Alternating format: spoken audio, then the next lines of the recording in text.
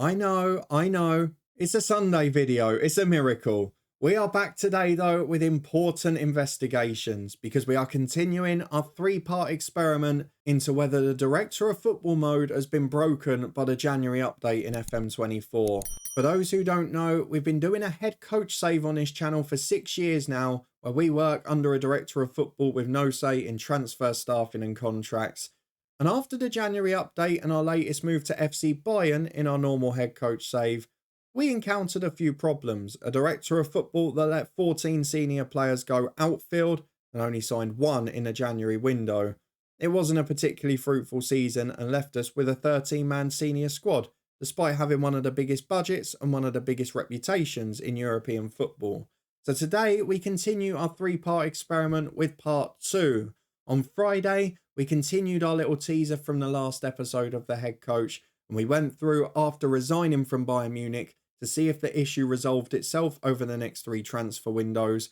It's fair to say that the results of that were surprising, but I won't give away whether it was positive or negative. If you missed that one, you can check it out first up in the eye above, and then return for part 2 here, in which we've stayed in charge of Bayern with the Director of Football that was in place at the time that had caused us so much chaos for a year.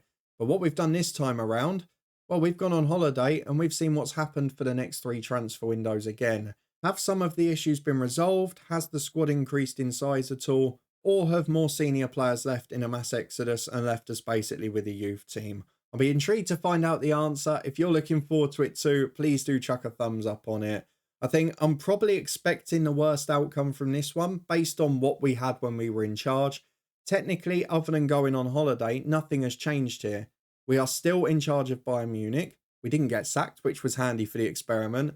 And it's still the same Director of Football and the same Head of Youth Development. That should mean we wouldn't see much change in approach, but we know the balance and the budget is still there to be had. So I guess what I want to know is, have there been many more signings? Have there been many more sales? And how many senior players are left in the squad now? Because with Bayern Munich, you need to have a decent squad, and it's a luxury we weren't afforded.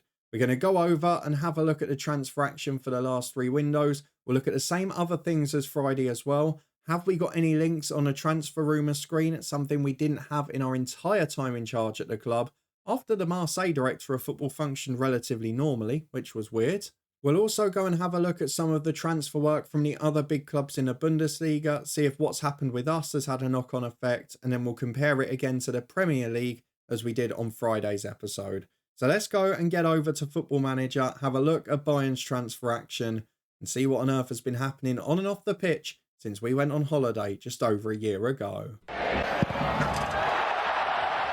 Well, here we are, and as with Friday, we have returned on the 3rd of September 2034, allowing the rest of the last summer transfer window to take place, the January transfer window, and now this summer as well. 3 windows. Have the issues resolved themselves? But this time, we're still in charge, and it's not the new manager and new Director of Football. It is still, if we go and have a look at him, the fraud himself, Christoph Freund. He is in, and he's still got brilliant attributes. He's still very well rated, and he's being paid more than ever. Still the same technical director for both, and the same head of youth development too. Firstly though, before we go and look at the transfers, we've got to have a little look off the pitch, haven't we? How have the club been getting on in terms of competitions? Did they win the Bundesliga? They did not. So how did we not get sacked? That is the first question I want to ask. Doesn't say much for the squad depth, does it, if we didn't win the Bundesliga again? If we go and have a look at the competition screen, nothing in the Champions League, runners-up in the Bundesliga, won the German Cup, didn't win the Super Cup, were runners-up again. So I would suggest, based on that initial look, that this squad has maybe gone backwards, and we're perhaps going to find an even worse outcome than we did on Friday afternoon. So let's see if my worst fears are going to be realised. And to be honest, if it is bad in this one, and then if it's bad in tomorrow's when we go to another club, we could be in big trouble with the Director of Football save and the future of the head coach. Let's have a look at the squad first. It's small. It's very, very small. I can only see one new name in there, which is Michael Ulig. A squad player on 36 grand suggests he's maybe not the best. But there's a lot of first teamers that aren't there. Matthias de Ligt isn't there. Alphonso Davis isn't there. Florian Wirtz isn't there, who had been at the club for years. There's a few missing. let's have a look at the squad and the transfers and see what's been going on. Now, this is interesting as well. Offer was rejected for Kriegelmeyer. Markovic rejected loan deals. So it's more players than the ones that have left that have been linked away again. There's still a remaining transfer budget of 322 million. And I don't care what happens in the rest of this episode. That isn't realistic. For Bayern to leave that amount of money in the bank and leave a squad of that size to compete in every competition just wouldn't happen. So there's the first problem. We can already tell it's a lot worse than the one we resigned and the new director of football came in. But let's go and see how bad it is. We'll start with last season. So nobody came in after Sahane. So the difference between the director of football we've got and the one that Didier Deschamps brought in is 3 players. In addition to that, though, in the rest of the window, they didn't perhaps lose Kriegelmeyer. So that's maybe the difference. But I don't think that's really a great trade-off. They were 3 players short of what they had in the other save. If we go and have a look at this summer, it's not great, is it? Oh my God, 4 players to the same club in Saudi. Justin Diel as well. I didn't notice him. So Florian Wirtz, Alphonso Davies, Matthias de Ligt and Justin Diel. Now let me give you a bit of perspective here, because Diel was the one signing that came in our first season as a senior outfield player. 65 million they paid for him. 18 months later, and I think I've got that right. Yes, it is. 18 months later, he was sold at the age of 29 for a third of that price to Saudi, despite still being a very good player. That is horrendous business. 4 players sold on, all senior level. Rafa Nauer was loaned out again in addition to that. And only 2 players have come in their place. Julian Bachmeier must be a youngster because he wasn't in the senior squad. It's a 17-year-old striker that's nowhere near good enough. And then the only senior player is 13 million spent on Michael Ulig. I mean, he's a good backup. He's a solid young player. It'll probably get better. But that is bloody horrendous. How can you, after letting 14 senior players go and sign in 2 if it would have been after Sahane, how can you then sell another 4 this summer, including your starting left back, your starting centre half? And this isn't me just saying they're my starters. Maybe the director of football doesn't know that. They're marked as key and important players. So the starting left back, the starting centre half, the starting number 10, and a squad player as a striker and left winger. And all you've gone and done is signed a right back. Am I losing my mind, or is this very, very wrong and very, very broken? It really shouldn't be happening. And it's only a problem we've had at Bayern. It was working brilliantly at Guy through the director of football model. Bournemouth's probably one of the best director of footballs we've ever had with Mike Phelan there. And that was only just before the January update for FM. Marseille was fine. And in here, it's all gone very wrong.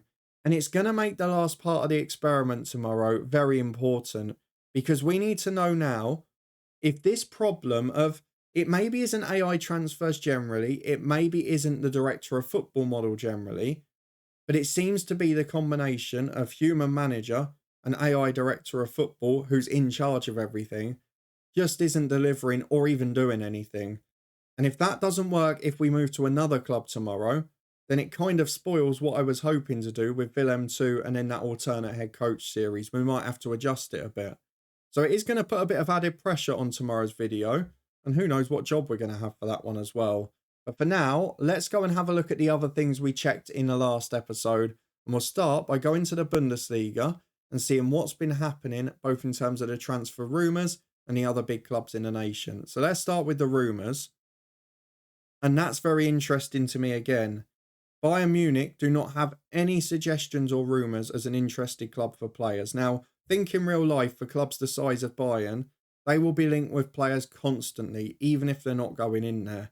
And I've got to be honest, above all the other things, that's the one that's making me think that this is maybe a glitch or a bug, because we've not been linked with a single player.